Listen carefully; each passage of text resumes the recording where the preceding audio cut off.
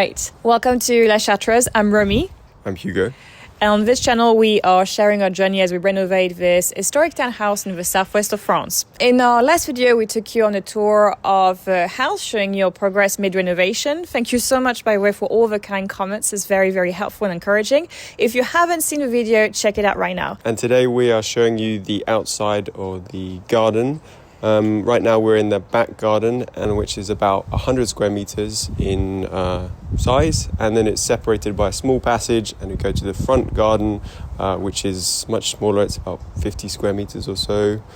And although where we're standing in the back garden looks like a bomb site, looks terrible right now, it was actually a lot worse before. What the previous owner did is that they added two outbuildings. One that was towards a kitchen, we believe housed a washing machine maybe at some point, an outdoor toilet maybe, it had some plumbing, but it was completely dysfunctional at this point. And then one by the bedroom, which was full of asbestos, so this really had to go, it was just not safe. Mm-hmm. The other issue that we had with these is that they were kind of crumbling down. They were still pretty solid because we did demolish one ourselves and it was quite hard work. But they were kind of like crumbling down, and so the water was seeping through, so we had lots of damp issues. Obviously, when we removed them, we saw that the facade had been really badly damaged by some of that work. So a big part of our renovation and a big part of our budget really went to redoing the whole facade, and we had professionals do that because we're not masons. Yeah. And this was really a work of art, to be honest. They spent about 4 weeks working on this, recreating, the corniche. I don't know how to say this in English, but this is the sculpted details at the top. And also trying to, repair the stones that were damaged. There were literal holes in the walls that they had to recreate, and they did a really fantastic job to give it back its former glory. Okay, so we're in the front garden here, which you will have seen before if you've watched any of our videos, and not much has changed since we actually bought the property here.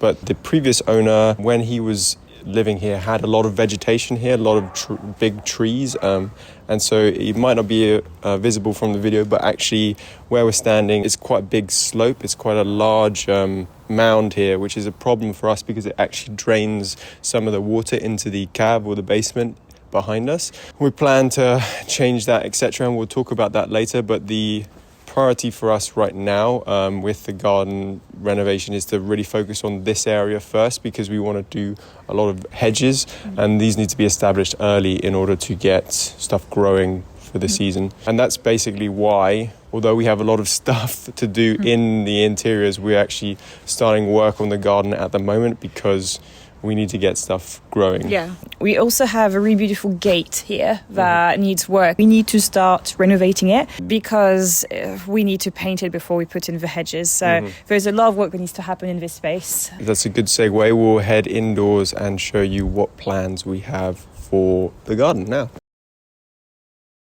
All right, so this is a plan of the back garden. As Hugo was saying, this is about 100 square meters. This is also the more private part. Its primary function really is going to be about growing food and flowers. So what you can see on the plan today, we have some vegetation that's already existing. We have some trees, we pruned some trees, but this is what we are left with.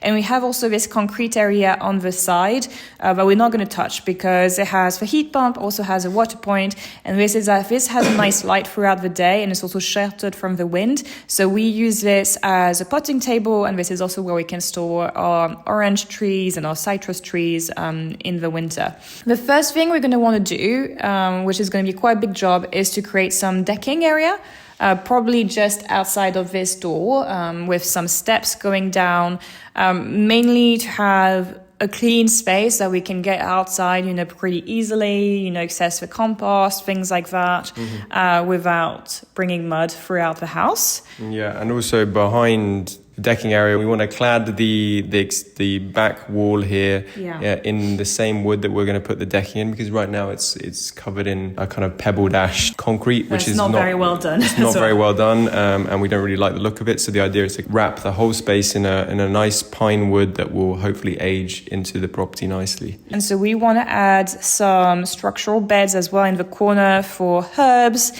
something we can easily access from the kitchen. And then the next thing we might want to do is create some raised beds for the plants that we want to grow in this garden. First ones we're going to build are going to be alongside the facade. These are the spots that get the most sun throughout the day. So these will be for really the plants, the flowers mainly that really need a lot of sun. And then we are going to use the main space for more raised beds. In this plan I've got 3. This will be a mixture of flowers and vegetables, maybe some arches as well between the beds to create some paths and have some climbing plants like cucumbers and like courgettes. Probably going to go for about beds that are 1.2 meters wide, 3 meters long to really try to grow as much as possible. That's pretty much it for the back garden. Hopefully it will be a very functional and very lovely space.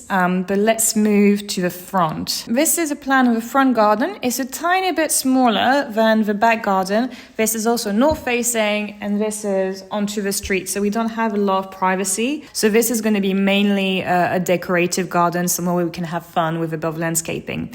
We have some existing vegetation here. So we've got some hydrangea bushes that are very well established, are very beautiful, and 2 really beautiful trees at the front. One of them is this really stunning magnolia tree that flowers early spring. The inspiration for this garden is kind of like French structural gardens meet English cottage gardens. So what we want to do is bring some of these hedges to create some structure and divide the space a little bit.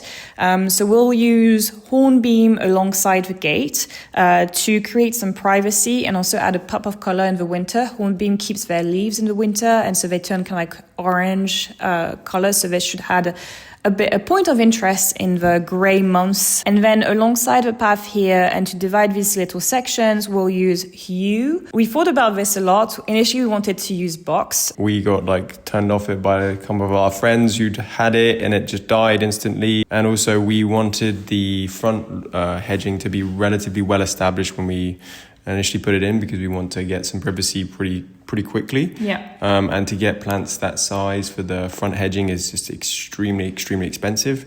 So we think hornbeam is a good option, and it gives us a little bit of a different color. And then for the smaller hedges, gives us a bit more resistant plant that hopefully will be less maintenance. And so within these sections, this is where, the cottage garden comes alive. I would like to pack it with a lot of plants. So this is where I want to put some dahlias and quite a lot of roses and potentially some sweet peas as well to create some height. I do struggle a little bit with these areas that are very shady. I don't know what to grow there, to be honest. Yeah, we're open to suggestions from you guys. If you have thoughts about what we could grow there, what we could do, that would be really appreciated. So you leave us a comment, etc.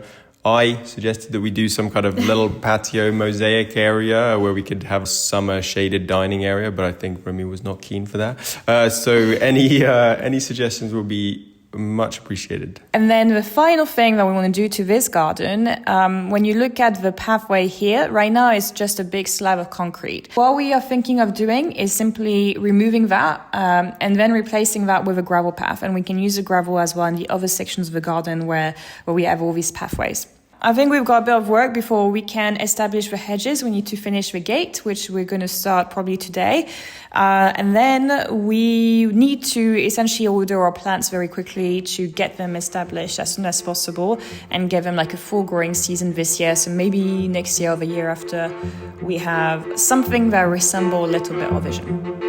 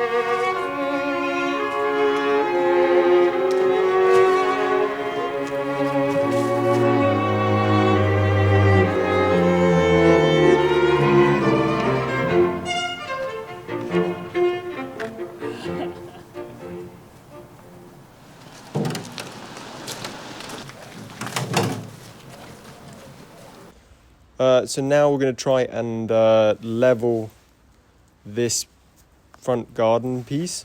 Yeah, we're going to try and do that by digging ourselves, but I'm not sure if we're going to be able to because there's lots of roots here, etc.